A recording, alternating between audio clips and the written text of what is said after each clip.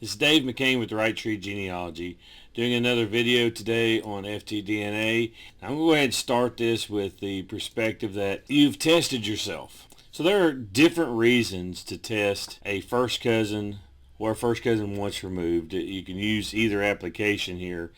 I have a situation. I'm going to show two different examples for two different main reasons I would say do this. So this first one is related to a well-developed project, the main project that I'm involved in. We have one of our members has seen a block of SNPs, a couple SNPs on FTDNA's website, trying to figure out, hey, where did they form?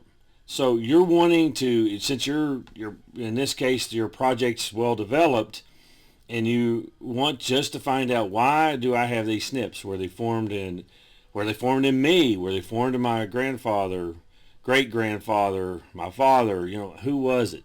So this is an example of the first cousins testing. We still have additional information we're going to gain from this one, but for the moment, this is how the block looks. We have this A1732 and A1733. We have three people testing this, a father and son tandem and a first cousin. Well, what we've just defined as it stands today, and we're expecting a manual review on this as well, that this A1732 and shows up in the first cousin as well. Well, because the A1732 still shows up in the first cousin, that means it's the grandfather that had it. The grandfather had this A1732. That's significant. That's one reason we did this test. Now, let's go take a look at something since I'm up on this screen and see an additional piece of information. Will this block break further? Let's take a look. Zooming in to the match list between this person and other people in the project, and notice this just did complete on May the 25th, 2023. We have this A1733 that shows up in two testers. This is the father and son tandem. Now let's take a look at, does this tester, this first cousin, actually have the A1733? We're in the named variants tab, and let's type in A1733 and hit enter. No results at this filter level. Well, let's go in and take a look at, we're going to say show all. And the reason I'm doing show all is this could actually be questionable, but actually it says this person's not derived. Notice over here we do have one random C, but everything else is at reference. As you can see at this moment, although the block shows A1732 and A1733, we're expecting an additional portion of this manual review since the test just did complete. They're still showing this A1732 and A1733 is the block. We expect a split here. This is two first cousins. What this is going to do, in addition to what we just saw, is that the father and son combo that is tested has the A1733 and the first cousin does not. This means it's either the tester and his son is formed in the tester, or it's formed in the tester's father. Let's go back over to the test information. So now we're going to expect that this block will have the parent-child relationship, and we'll see that this cousin will have no variance. We're going to see this block with this A1732 below it. Awesome find for this tester, and this is one reason this tester wanted to break that block up. Was it necessary for the Big Y testing?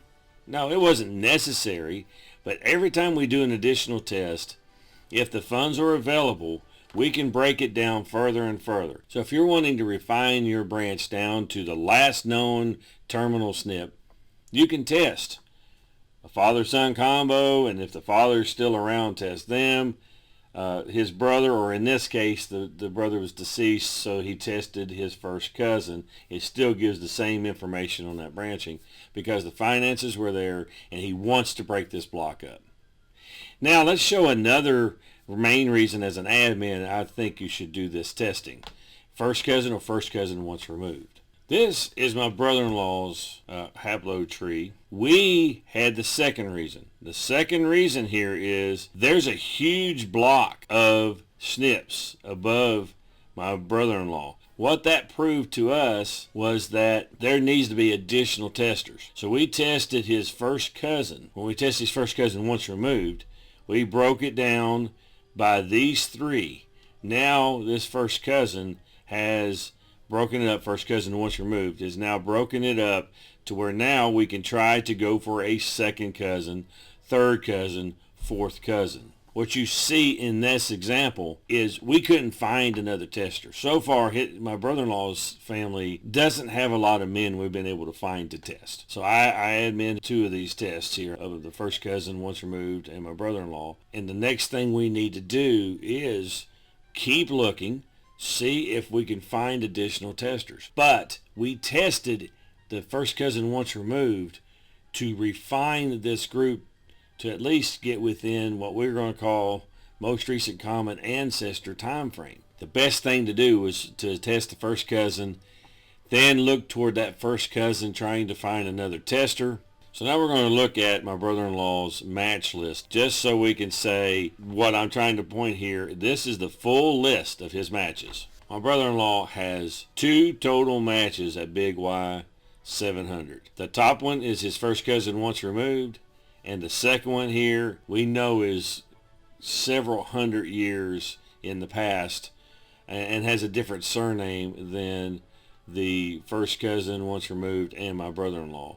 This is another example of why you want to do a first cousin or first cousin once removed. By doing that test, you can refine your branch down and get a terminal snip block, because there's not a lot of testers in his. So these are 2 main reasons I say you would test a first cousin or first cousin once removed. Now, there are other reasons. As an admin, I look at it, if I find a person, female tester, needs or wants to trace their line and they don't have any brothers, their father is deceased, and you would then go to either an uncle or you would go to a first cousin if you want to try to get close to your branch.